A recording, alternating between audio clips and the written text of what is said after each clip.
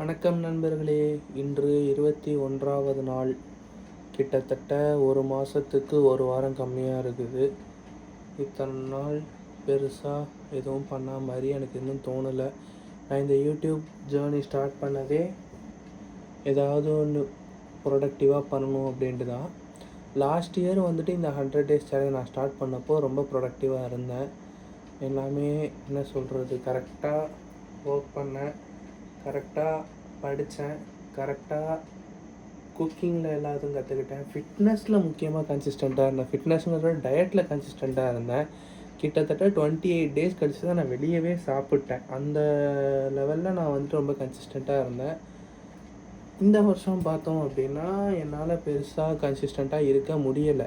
சரி, யூடியூப்பில் வீடியோ போட்டால் இதுக்காகவாச்சும் நம்ம கொஞ்சம் கன்சிஸ்டண்ட்டாக இருப்போம் அப்படின்னு நினச்சா, இதுலேயும் நான் சில பல லூப் ஹோல்ஸ் வச்சு கன்சிஸ்டண்ட்டாக இல்லாமல் தான் இருக்கேன்.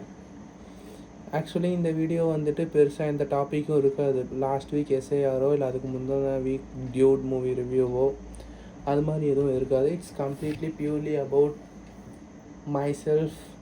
ஆப் பண்ணுறேன் இந்த வீடியோவில், கிட்டத்தட்ட ஆப்பிங் அண்ட் இந்த வீக் எப்படி போச்சு எல்லாமே இந்த வீடியோவில் சொல்லலான் இருக்கேன். இந்த வீக் வந்துட்டு ஒரு மாதிரி கன்சிஸ்டண்ட்டாக போச்சுன்னு சொல்லலாம் நண்பர்களே. டயட்லேயும் ஜிம்லேயும். மண்டே வந்துட்டு எங்கள் பாட்டிக்கு டேப்லெட் வாங்குறதுக்கு ஹாஸ்பிட்டல் போயிருந்தேன். போயிட்டு வீட்டுக்கு வந்து செம்ம டயர்டு, என்னால் ஒன்றுமே முடியல. ஸோ நான் வந்துட்டு அந்த டேவே நான் தூங்கியே சலித்தேன், பெருசாக எதுவும் பண்ணல. ஸோ அந்த டேவை விடுங்க. டியூஸ்டேலேருந்து ஸ்டார்ட் பண்ணோன்னா டியூஸ்டே, வென்ஸ்டே, தேர்ஸ்டே, ஃப்ரைடே இந்த 4 நாளுமே ஜிம்மு கன்சிஸ்டண்ட்டாக போனேன். கரெக்டாக ஒர்க் அவுட்ஸ் பண்ணேன் அண்ட் டயட்டும் கன்சிஸ்டண்ட்டாக இருந்தேன் அன்டில் ஃப்ரைடே நைட் என்ன ஆச்சு அப்படின்னு பார்த்தீங்கன்னா, லைக் எனக்கு ரொம்ப சிக்கன் பிடிக்கும். பட் நான் கொஞ்சம் எதுவுமே எடுத்துக்கல. இந்த வீக்கே நான் ஏதோ வெஜிடேரியன் மாதிரி இருந்தேன். ஆனால் எனக்கு எந்த ஒரு இதுவும் இல்லை. ஸ்டில் நான் வந்துட்டு எக்ஸ் மட்டும்தான் எடுத்துக்கிட்டேன். பெருசாக எதுவும் சாப்பிடாமல் இருந்தேன். என்னடா இது அப்படின்ட்டு ரொம்ப எனக்கு வந்துட்டு சிக்கன் வந்துட்டு ஒரு சரக்கு மாதிரி நண்பர்களே. ரொம்ப அடிக்ஷன் எனக்கு சிக்கனுக்கு. ஸோ நான் வந்துட்டு பார்த்தேன் ஃப்ரைடே நைட்டு இது வேலைக்கு ஆகாது அப்படின்னு சொல்லிட்டு கீ ரைஸும் பெப்பர் சிக்கனும் பண்ணி நானே சாப்பிட்டுட்டேன். நன்றாக இருந்தது, அது வேறு கதை. அதுக்கப்புறம் என்ன, நேற்று வந்துட்டு சாட்டர்டே சண்டே ரெஸ்ட் டேஸ் தான். ஃப்ரெண்டோட வெளியில் போயிருந்தேன். ஸோ ஃப்ரைட் ரைஸ் வந்துட்டு ஒரு ஹாஃப் போர்ஷனும் ஹனி சில்லி சிக்கனும் சாப்பிட்டேன். எனக்கு ஹனி சில்லி சிக்கன் ரொம்ப பிடிக்கும். அதை எப்படி செய்யாதுன்னு பார்த்துட்டு ஒரு வாட்டி செஞ்சு பார்க்கணும். எனக்கு ரொம்ப பிடிக்கும் நினைக்கிறேன் ஹனி சில்லி சிக்கன். அதுக்கப்புறம் சண்டே, அதாவது இன்றைக்கி வந்துட்டு மதியம் எங்கள் மாமா வீட்டுக்கு போனேன். அவங்க வந்துட்டு சிக்கன் குழம்பு செஞ்சுருந்தாங்க வித் 65 அண்ட் அன் எக். நல்லா இருந்துச்சு, சிறப்பாகவே இருந்துச்சு சொல்லப்போனால். நல்லா வயிறு முட்டை சாப்பிட்டுட்டு இப்போ நைட்டு கொஞ்சோண்டு ஒரு போர்ஷன் பிரியாணி சாப்பிட்டுட்டு இப்போ இந்த வீடியோ ரெக்கார்ட் பண்ணிகிட்ருக்கேன் நண்பர்களே. ஸோ அப்கமிங் வீக்ஸில் ஜிம்மும் டயட்டும் ரொம்ப கன்சிஸ்டண்ட்டாக கொண்டு போயே ஆகணும்.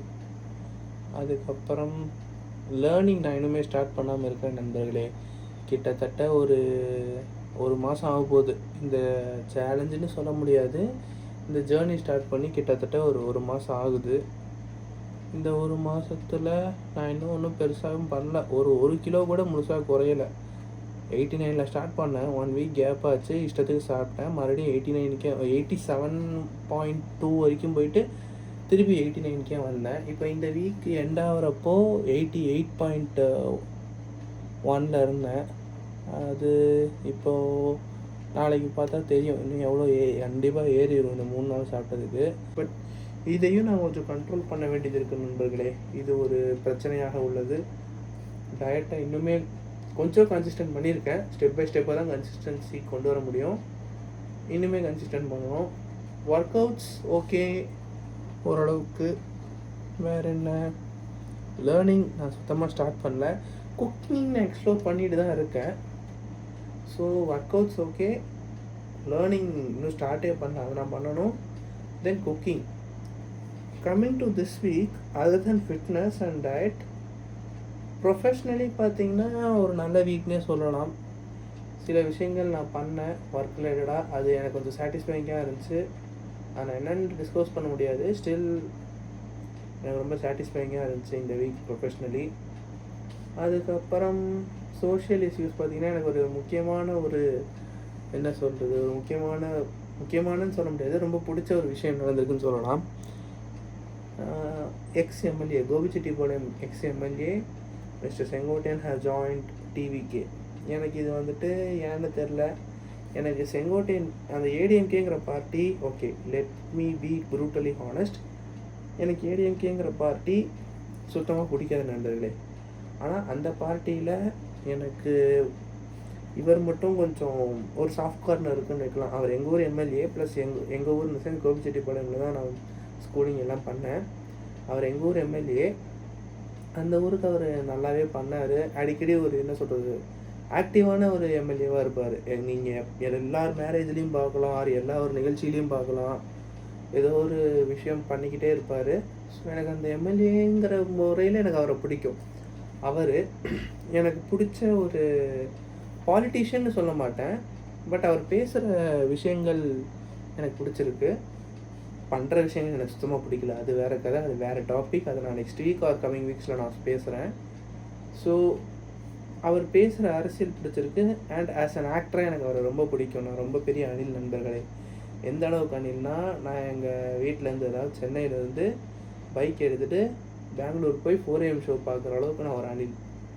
ஸோ அவர் பார்ட்டியில் இந்த எம்எல்ஏ லைக் செங்கோட்டையன் சேர்ந்தது எனக்கு ரொம்ப பிடிச்சிருக்குது. நாளை பின்ன எப்படி இது போகுது அப்படிங்கிறது நான் கொஞ்சம் எக்ஸைட்டடாக இருக்கேன் இப்போது. ஏன்னா டிவிக்கு மேலே வச்ச ஒரு முக்கியமான அலிகேஷன் வந்துட்டு அது ஒரு எக்ஸ்பீரியன்ஸ் இல்லாத பார்ட்டின்னு தான், ஏதோ ஆர்வக்குளரில் எல்லோரும் பண்ணுறாங்க அப்படின்ற மாதிரி தான் எல்லோரும் ஒரு கிரிட்டிசிசம் வச்சாங்க. இந்த மாதிரி ஒரு எக்ஸ்பீரியன்ஸ்டு பாலிட்டிஷியன் டிவிகேயில் ஜாயின் பண்ணது, இதுக்கப்புறம் அவங்க ரூட் எப்படி போகுங்கிறது நான் பார்க்குறதுக்கு ரொம்ப எக்ஸைட்டடாக இருக்கேன். வேறு என்ன இந்த வருஷம் இந்த வாரம் சோஷியலி நடந்துச்சு, வேறு ஒன்றும் பெருசாக எனக்கு நான் அப்டேட்டடாக இல்லைன்னு நினைக்கிறேன். ஏன்னா ஏதோ புயல் வருதுன்னு சொன்னாங்க, டித்துவாவோ ஏதோ ஒரு புயல் வருதுன்னு சொன்னாங்க. புயல் ஃபார்ம் ஆனது கூட எனக்கு தெரியல நண்பர்களே. அந்த அளவுக்கு நான் கொஞ்சம் என்ன சொல்கிறது, அவுடேட்டடாக இருக்கேன். நியூஸ் எதுவும் பெருசாக நான் ஃபாலோ பண்ண மாட்டேங்கிறேன் ரீசெண்ட் டேஸில். ஸோ அதனால் எதுவும் பெருசாக தெரியலை. வேறு என்ன நண்பர்களே, இந்த வாரம் ஓகே தான். கம்மிங் வீக், அதாவது December 1, இந்த வாரம் Day 1 சொல்ல மாட்டேன், ஏன்னா இந்த வாரம் ஓரளவு கன்சிஸ்டண்ட்டாக வந்துருக்கிறேன். ஸோ நாளைக்கு வந்துட்டு December 1 இன்னும் இந்த லேர்னிங்கும் கொஞ்சம் கொண்டு போகணும். குக்கிங் எக்ஸ்ப்ளோர் பண்ணிட்டு தான் இருக்கேன். ஃபிட்னஸ் இன்னும் டயட்டில் இன்னும் கொஞ்சம் கன்சிஸ்டண்ட்டாக இருந்தேன்னா I think I will make it.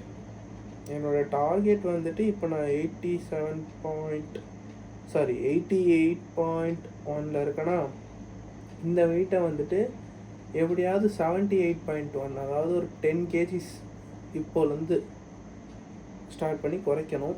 அது கொஞ்சம் ஹெல்த்தி வெயிட் லாஸாக இருக்கணும். இதுதான் என்னோடய டார்கெட்டு. இதை நான் எத்தனை நாளில் முடிப்பேன்னு எனக்கு தெரியல. வேறு என்ன நண்பர்களே, இந்த வீடியோ ஃபுல்லாக என்னோடய யாப்பிங்காக தான் இருக்குது. யாப்பிங், அதுக்கப்புறம் என்ன இந்த வாரம் என்ன நடந்துச்சு அப்படி தான் சொல்லிகிட்டு இருக்கேன். பார்ப்போம் நண்பர்களே, வரும் வாரங்கள் எப்படி செல்கிறது என்று. Have a happy week ahead. Good night.